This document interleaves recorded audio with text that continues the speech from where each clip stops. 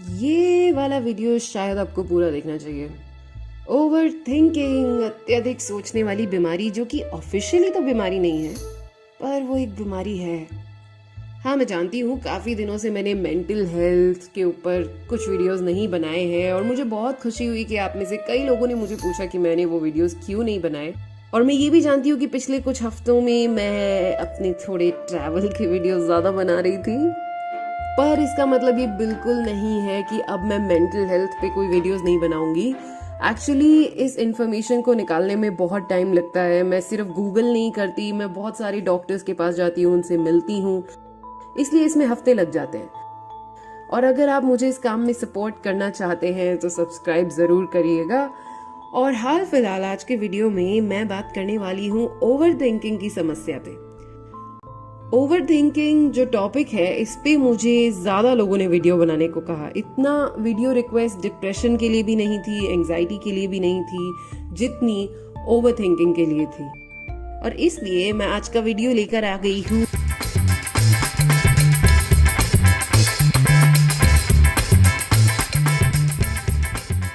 Over thinking एक इतना बड़ा टॉपिक है, अगर मैं सब कुछ एक वीडियो में डालती तो वो 40 मिनट लंबा होता और तुम पूरा नहीं देखते।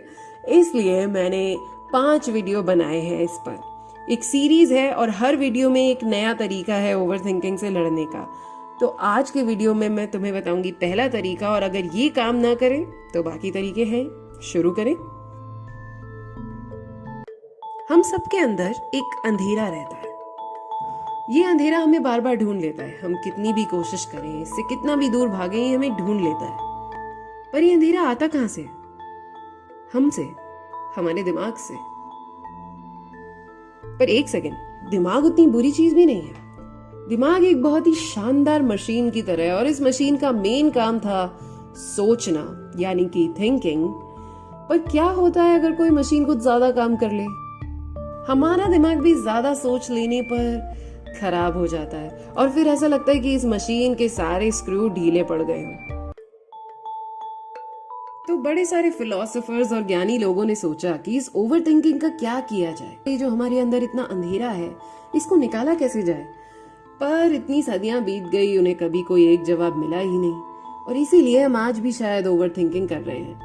पर फिर उनके दिमाग में एक चीज आई कि जब भी हम खाली बैठे होते हैं तब ये अंधेरा हमें ढूंढ लेता है। कहीं ना कहीं से हम वापस इसकी जकड़ में आ जाते हैं। और इससे उनके दिमाग में आया एक बहुत ही खतरनाक आइडिया कि शायद इस ओवर थिंकिंग के अंधेरे को हटाने का एक ऑप्शन है, बिजी रहना। मतलब हर वक्त कुछ ना कुछ करते रहो, चलते रहो, तैरते रहो, कुछ और नहीं तो साइकिलिंग कर लो, पर कभी भी खाली मत बैठो, क्योंकि जैसे ही तुम खाली बैठोगे ये अंधेरा तुम्हें फिर से ढूंढ लेगा। पर उन्हें बहुत जल्द समझ आ गया कि ये एक टेम्पररी सोल्यूशन है, ये कोई लंबा टिकने वाला तरीका नहीं है।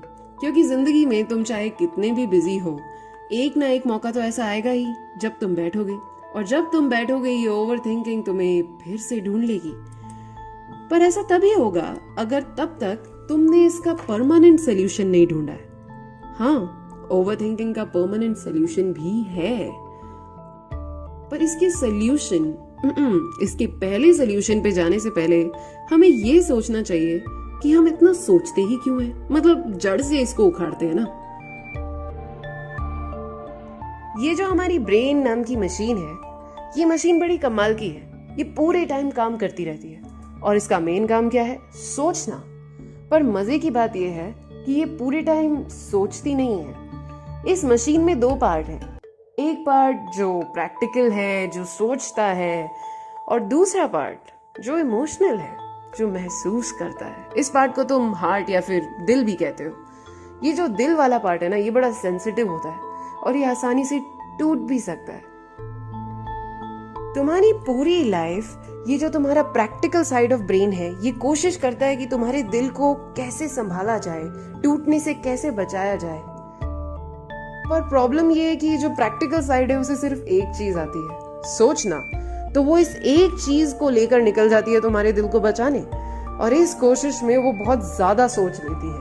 और जब वो बहुत ज्यादा सोच लेती है तो हो जाता है बॉम्ब ब्लास्ट तुम्हारे ब्रेन के अंदर। और ये ब्लास्ट थोड़ा ऐसा दिखता है। जब तुम्हारी भावनाएं तुम्हारी समझ से टकराती हैं और बन जाते हैं बहुत सारे विचार, ख्याल। और नहीं, ये दिखने में इतना सुंदर नहीं लगता क्योंकि असल में यहाँ बस अंधेरा होता है और इस अंधेरे में तुम्हें तुम्हारे ख्याल अंदर और अंदर और अंदर और अंदर ले जाते हैं। पर इससे पहले कि तुम और अंदर खींचते चले जाओ, एक आइडिया है, पैटर्न ढूंढो। हमारे अंदर ये जो अंधेरा है ये किसी बड़ी काली जगह से आता होगा, एक जगह जो शायद इस ब्रह्मांड जितनी काली है।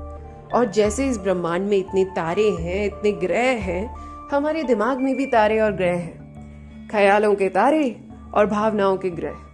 और ये तारे और ग्रह लगातार हम पे वार करते रहते हैं, एक के बाद एक हम पर आता रहता है।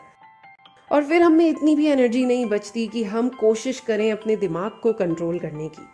और जब हम अपने दिमाग को कंट्रोल नहीं कर पाते तो हमारा दिमाग हमें कंट्रोल करने लगता। ठीक है, मतलब इतना ड्रामेटिक नहीं लगता वो, पर फिर भी कुछ ऐसा लगता है। हमारे सामने एक शानदार कॉफी का कप पड़ा है, हम एक अच्छी सी जगह में बैठे हैं और हमारा ध्यान कहीं और है, क्योंकि हमारे दिमाग के अंदर हम उस जगह में हैं ही नहीं, हम किसी और जगह पे हैं, एक बड़ी ही काली सी अंधेरे वाली जगह। पर अगली बार जब भी आप देखें कि आप उस ओवर थिंकिंग के जाल में जा रहे हैं तो ये प्रिंसिपल याद रखिएगा, वन लीड्स टू अनदर, यानी एक से निकलता है दूसरा। ये प्रिंसिपल कहता है कि एक ख्याल से दूसरा ख्याल निकलता है और फिर दूसरे से तीसरे से चौथा। और ये मैं समझाऊंगी आपको एक कहानी से। कहानियां पसंद है? चलो सुनते हैं। ये है जॉन बचपन से बहुत सोचा करता था। कहीं भी चलते वक्त वो सोचता था कि क्या उसे कोई देख रहा है, अगर उसे कोई देख रहा है तो क्या वो अच्छा लग रहा है, क्या मुझे ऐसे चलना चाहिए, क्या मेरे हाथ वैसे चलनी चाहिए, मैं कैसे चलूं, कोई नहीं देख रहा, अच्छा कोई देख रहा है। मतलब बहुत सारे ख्याल उसके दिमाग में आते थे। और जब जॉन बड़ा हुआ तब भी उसकी ये ओवर थिंकिंग वाली आदत गई नहीं। जहां समस्या है नहीं वहां समस्या बनाने वाली प्रॉब्लम। कभी अगर उसकी गर्लफ्रेंड उसे टाइम पे रिप्लाई ना करे तो उसके मन में 100 सवाल दौड़ जाते थे कि क्या वो किसी और को पसंद करती है, क्या मैंने कुछ बुरा कर दिया। जबकि असल में उसकी गर्लफ्रेंड अभी ट्रेन में है और रिप्लाई नहीं कर सकती, पर इतने में उसके दिमाग में उसने काफी सारी सिचुएशंस बना ली हैं और अब वो उनको सोच सोच के डर रहा है, जबकि इसकी कोई जरूरत नहीं है। अब शायद हो सकता है आपका नाम जॉन ना हो और आपकी कहानी शायद थोड़ी डिफरेंट हो, पर असल में आपकी प्रॉब्लम भी यही है ना, ओवरथिंकिंग। उस पैटर्न में आता है फेज 1, सवाल खड़ा करने का। जॉन के केस में वो सवाल था, क्या मेरी गर्लफ्रेंड मुझे अब पसंद नहीं करती। दूसरे पड़ाव में हम हमारे दिमाग में उस सवाल का जवाब ढूंढते हैं। तो यानी जॉन ये सोचेगा कि अगर मेरी गर्लफ्रेंड मुझे पसंद नहीं करती तभी वो मुझे रिप्लाई नहीं कर रही। फिर आता है तीसरा पड़ाव, जिसमें हमें एकदम से शॉक लगता है, क्योंकि ऑब्वियसली ये तो हमने सोचा ही नहीं था। फिर चौथा पड़ाव, जिसमें हम मान लेते हैं कि हाँ जो मैं सोच रहा हूं वही सही है। और पांचवा पड़ाव, ये वो पड़ाव है जहां पे हम चीजें महसूस करने लगते हैं, हमें बुरा लगने लगता है, हो सकता है इसमें हमें डर भी लगे, गुस्सा भी आए। फिर इसके बाद छठा पड़ाव, सातवां पड़ाव, और इस तरह एक के बाद एक ख्याल एक दूसरे से निकलता रहता है। पर असल में जब ये ओवरथिंकिंग हमारे साथ होता है तब हमें ऐसा नहीं लगता कि ये एक के बाद एक हो रहा है, तब हमें ऐसा लगता है कि हम बस इसमें कहीं अंदर फंसे जा रहे हैं और निकल नहीं पा रहे। पर असल में इस फ्लो को हम इस तरह दिखा सकते हैं। हमारे दिमाग में एक रैंडम ख्याल आता है और फिर उसके बाद हमारे पास एक ऑप्शन होता है कि या तो हम उस ख्याल को भूल जाएं या फिर हम उसको छुएं, थोड़ा सा टच करके देखें। और जैसे ही हम टच करते हैं हमारे पास एक और ऑप्शन होता है कि या तो हम उसे वहां छोड़ें या उसमें और गहरा घुस जाएं। तो अधिकतर लोग इस थर्ड लेवल पे आने के बाद बुरी तरह फंस जाते हैं और फिर उनका टाइम वेस्ट हो जाता है। पर इससे बढ़िया हम ओवरथिंकिंग को पहली स्टेज पे ही रोक सकते हैं। हर बीमारी की तरह ओवरथिंकिंग की भी स्टेजेस हैं, 1, 2, 3, 4, 5 एंड सो ऑन। पर जैसे ही आप देखें कि आप पहली स्टेज पे पहुंच गए हैं, वो रैंडम थॉट वाली स्टेज, अभी अभी एक ख्याल आया है, आप देखेंगे आप थोड़े उदास हो जाएंगे। और जैसे ही आप वो नोटिस करें, बाकी की स्टेजेस पे मत चढ़िए, खुद को पहली स्टेज पे ही रोक लीजिए। इससे पहले कि आपका पूरा दिमाग ओवर थिंकिंग से भर जाए, एक दाने को भी हटा दीजिए। पहले थॉट पे रुकना इतना आसान नहीं है, इसमें बहुत मेहनत लगेगी, क्योंकि आपके दिमाग को सोचने की आदत है, तो वो कोशिश करेगा कि वो और सोचे, पर यहाँ आपको अपने पहले थॉट पे रुकना होगा। मुश्किल है, वक्त लग सकता है, पर थोड़ी प्रैक्टिस के साथ हो जाएगा। जब भी आपका दिमाग कोशिश करे कोई नया थॉट लाने की, आपको उसे चला के हटाना पड़ेगा, क्योंकि याद रखिए बूंद बूंद से घड़ा बनता है और एक फालतू थॉट से ओवर थिंकिंग चालू हो सकती है, तो हमें वो नहीं करना है। तो ये है पहला method, one leads to another को फॉलो करते हुए पहली जगह पे ही खुद को रोकना। पर अगर ये मुश्किल लग रहा है तो 4 और वीडियोस हैं जिनमें 4 और रास्ते हैं, तो देखिएगा जरूर और सबसे शेयर करिएगा, क्योंकि आपको नहीं पता किसको इसकी जरूरत हो, क्योंकि आजकल ओवर थिंकिंग तो सब करते हैं और सबको एक समाधान भी चाहिए।